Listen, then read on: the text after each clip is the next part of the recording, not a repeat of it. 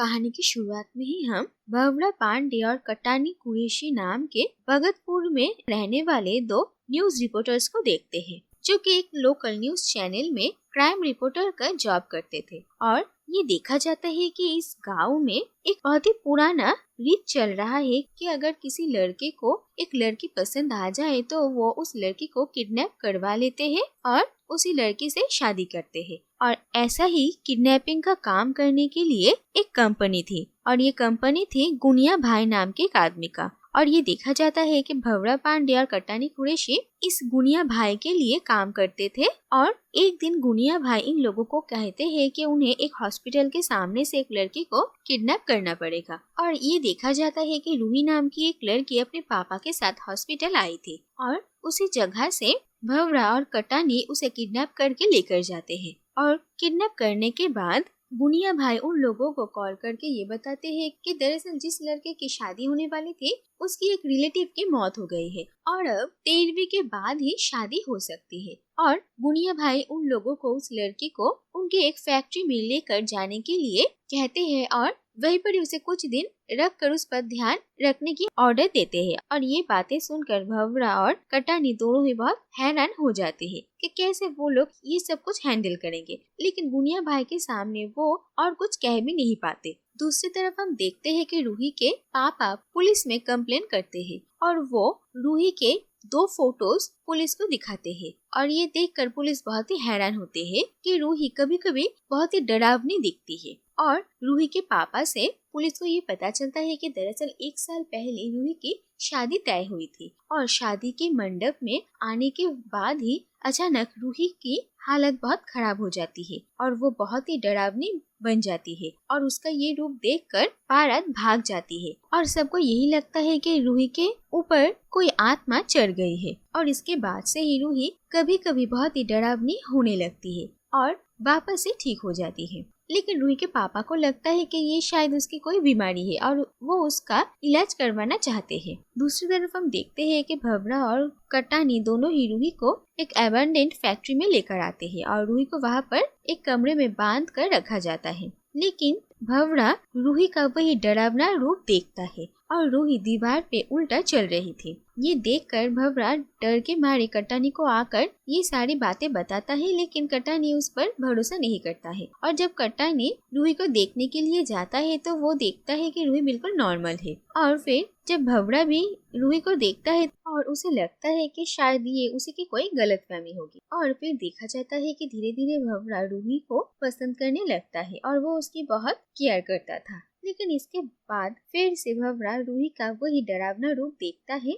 और इस बार वह अपने कैमरा में फोटो भी क्लिक करता है, लेकिन फोटो धुंधला आया था। और भवरा और कटानी गुनिया भाई से जाकर बात करते हैं, लेकिन गुनिया भाई उनकी कोई भी बात सुनने के लिए तैयार नहीं थे और मजबूरन उन्हें रूही का ध्यान रखना ही पड़ता है। और इसके बाद फाइनली कटानी भी रूही का वही डरावना चेहरा देखता है। लेकिन हैरानी की बात ये थी कि रूही का ये रूप देखकर कटानी डरता नहीं बल्कि वो बहुत इम्प्रेस होता है। और इसके बाद जब रूही नॉर्मल थी तब कटानी उसे मिलने के लिए आता है और वो रूही का दूसरा रूप बाहर लाने की कोशिश करता है। और इसके बाद रूही के अंदर से इस आत्मा का साया हटाने के लिए भवरा एक बाबा को बुलाता है, लेकिन बाबा जब कोई रिचुअल कर रहे थे तभी रूही के अंदर वही आत्मा वापस से जाग उठती है और उस बाबा को डराती है। और ये रूप देखकर बाबा वहाँ से डर के मारे भाग जाते हैं, लेकिन जाते हुए वो कहते हैं कि इस आत्मा का नाम है मुड़िया प्यारी, जो कि काफी शक्तिशाली और खतरनाक है। और इसके बाद भवरा देखता है कि रूही इस आत्मा की वजह से बहुत ही ज्यादा तकलीफ में है। और दूसरी तरफ कटानी भवरा को बताता है कि वो रूही के उसी रूप से प्यार करता है। और ये बात सुनकर भवरा बहुत हैरान होता है। जो भी हो, इसके बाद भवरा रूही की जिम्मेदारी कटानी के ऊपर रख के इस आत्मा से रूही को कैसे बचाना है इसका उपाय ढूंढने के लिए निकल पड़ता है। और हम देखते हैं कि रूही के अंदर वो आत्मा फिर से जागती है और इस पर कटानी उससे बात करता है और कटानी उससे डर नहीं रहा है ये देखकर वो आत्मा भी बहुत इम्प्रेस होती है। और इसके बाद वो आत्मा से कटानी को पता चलता है कि उसका नाम है अफसा और ये देखा जाता है कि कटानी और अफसा एक साथ टाइम स्पेंड करने लगते हैं। और दूसरी तरफ ये देखा जाता है कि भंवरा गांव-गांव जाकर हर तांत्रिक और बाबाओं से रूही का इलाज ढूंढने की कोशिश करता है, लेकिन वो देखता है कि ये सभी फ्रॉड है। और इसी बीच उसके साथ एक बूढ़ी औरत की मुलाकात होती है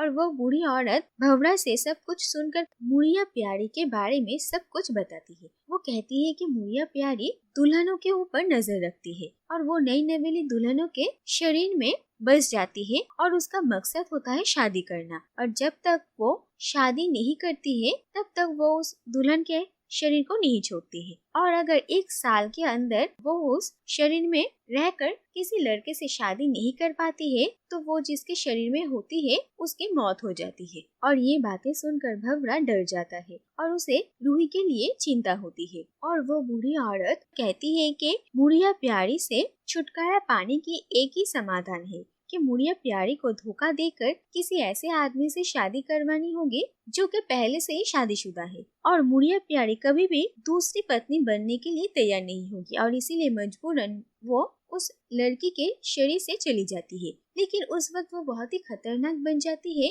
तो ये पॉसिबिलिटी है कि जाते हुए वो दूल्हे को मार कर जाए और इतना रिस्क उन्हें लेना पड़ेगा। और ये बात सुनकर भंवरा थोड़ा हैरान परेशान होता है और जब भंवरा उस बूढ़ी औरत को ये पूछता है कि उन्हें इतना सब कुछ कैसे मालूम और फिर वो बूढ़ी औरत कहती है कि उन्हें भी किसी मुड़िया प्यारी ने पोजेस कर लिया था और जब उन्होंने भी उससे छुटकारा पाने की कोशिश किया तो उनके पति की मौत हो गई थी। तो दूसरी तरफ गुनिया भाई के ऑफिस में पुलिस की रेड पड़ती है जिससे कि गुनिया को लगता है कि थोड़े दिनों के लिए उनका बिजनेस उन्हें बंद करना पड़ेगा और इसीलिए वो कटानी को कॉल करके उस लड़की को वापस से छोड़ कर आने के लिए कहते हैं। लेकिन कटानी इस बात के लिए मना कर देता है और ये बात सुनकर गुनिया भाई बहुत ही गुस्सा होते हैं और इसीलिए वो अपने दोनों आदमियों को उस फैक्ट्री भेजते हैं उनका अधूरा काम पूरा करने के लिए। और वो लोग जब यहाँ पर आते हैं और कटानी पर हमला करने वाले थे तभी अफसा उन लोगों को घायल कर देती है। और इसके बाद देखा जाता है कि भंवरा भी यहाँ पर आकर पहुँचता है और यहाँ पर क्या हुआ है उसे सब पता चलता है। और भंवरा इसके बाद कटानी और रूही को लेकर ये जगह छोड़कर एक गांव जाता है जहाँ पर उस बूढ़ी औरत के कहने पर भंवरा पहले एक शादी करने के लिए तैयार होता है और भंवरा एक कुत्ते के साथ शादी करता है। दूसरी तरफ रूही को किडनैप करने के लिए जिस लड़के ने कहा था वो अपने परिवार के साथ गुनिया भाई के ऑफिस आ पहुंचता है और वो लोग अब शादी की तैयारियां करने के लिए कहते हैं। लेकिन गुनिया भाई कहते हैं कि ये शादी अब नहीं हो सकती है क्योंकि लड़की गायब है। और ये बात सुनकर वो लड़का और उसका परिवार गुनिया भाई की एबिलिटी पर सवाल उठाते हैं और गुनिया भाई उस लड़के को कहते हैं कि वो क्या कर सकते हैं उन्हें पता है और वो उनसे वादा करते हैं कि वो उस लड़के को वापस लेकर आएंगे और इसी लड़के से शादी करवाएंगे। और इसके बाद गुनिया भाई देखते हैं कि उनके लड़कों की क्या हालत हुई है और वो उनसे हॉस्पिटल में मिलने के लिए जाते हैं और वहीं से ही उन्हें पता चलता है कि भंवरा कटानी उस लड़की को लेकर कहाँ गए हैं और वो भी उनका पीछा करते हुए उसी गांव में पहुंचते हैं जहाँ पर वो रूही के ऊपर उसी आत्मा अफसा को हावी होते हुए देखते हैं और उन्हें समझ में आता है कि ये आत्मा भी शादी करना चाहती है। और इसके बाद गुनिया भाई जाकर उनसे बात करता है और कहते हैं कि उसे अगर शादी करनी है तो दूल्हा कोई भी हो सकता है और वो रूही की शादी भी एक लड़के से ही करवाना चाहते हैं जिससे कि अफसा की शादी हो जाएगी। और अफसा गुनिया की बात मान लेता है और वो उसके साथ चली जाती है। और जब भंवरा और कटानी को इसके बारे में पता चलता है तो वो लोग रूही को बचाने के लिए वहाँ पर पहुँचते हैं और ये देखा जाता है कि रूही के अंदर बसी हुई अफसा के साथ उस लड़के की शादी चल रही थी और कटानी दूल्हे के भेष में था और उसने वही सूट पहना हुआ था जो कि भंवरा ने उस कुत्ते से शादी करने के वक्त पहना था। और कटानी अफसा से कहता है कि उसे लगा था कि अफसा उसे प्यार करती है और वो इतनी जल्दी उसे भूलकर किसी और से शादी कर रही है। और ये बातें सुनकर अफसा उस लड़के को छोड़कर कटानी से शादी करने के लिए तैयार होती है। और जब कटानी और अफसा की शादी हो रही थी तभी वहाँ पर वो बूढ़ी औरत आती है और वो भंवरा और उस कुत्ते की शादी की वीडियो अफसा को दिखाती है। लेकिन वहाँ पर दूल्हे की चेहरा नहीं दिख रहा था और अफसा को ये गलतफहमी हो जाती है कि ये दूल्हा कटानी है। और ये बात देख करके वो किसी की दूसरी पत्नी पत्नी बनने जा रही है तो वो बहुत गुस्सा होती है और उसी वक्त वो कटानी को छोड़कर भवरा को उससे शादी करने के लिए कहती है, क्योंकि उसके पास वक्त बहुत कम है और मजबूरन भवरा को ही शादी शुरू करनी पड़ती है। लेकिन तभी रूही अफसा को रोक लेती है और रूही कहती है कि वो अब किसी और को तकलीफ नहीं देगी और रूही अफसा को कहती है कि अफसा ने उसे ताकत दी है, उसे हौसला दिया है और इसीलिए उन दोनों को ही एक दूसरे से शादी करनी चाहिए। और इसके बाद रूही और अफसा एक दूसरे को अपना लेते हैं और वो दोनों एक दूसरे से शादी कर लेते हैं